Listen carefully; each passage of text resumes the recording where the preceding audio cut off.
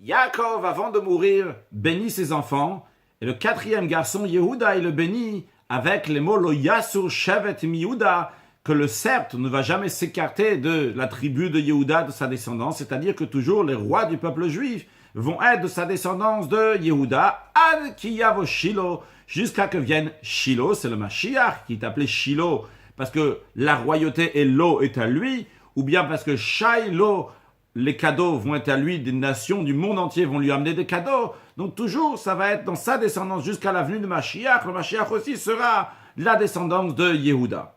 On comprend de ça que le Mashiach ne veut pas être quelqu'un d'une tribu qui n'est pas la tribu de Yehuda. Par exemple, Moshe Rabbeinu, qui est de la tribu de Lévi, ne peut pas être le Mashiach. Pourtant, il est dit, Moshe Goel Rishon Goel Achon, que Moshe c'est le premier libérateur, Moshe le dernier libérateur. Comment Moshe peut être le libérateur s'il n'est pas de la tribu de Yehuda?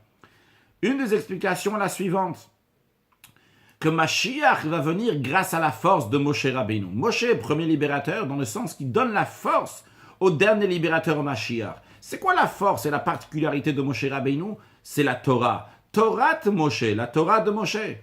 Et Mashiach, ses premiers critères, après le fait qu'il est la descendance du roi David, la descendance de Yehuda, c'est qu'il est Hogé Torah. Il est assidu dans la Torah. Et grâce à cette force de la Torah qu'il a, c'est grâce à ça qu'il va pouvoir faire des choses extraordinaires dans le monde et dévoiler Dieu dans le monde. Et il en est de même aussi pour chacun de nous, à savoir que comment on amène le Mashiach, c'est grâce à la force de Moshe Rabbeinu, grâce à l'étude de la Torah. Que Dieu fasse que très prochainement, on peut avoir cette étude profonde de la Torah avec la venue de Mashiach now.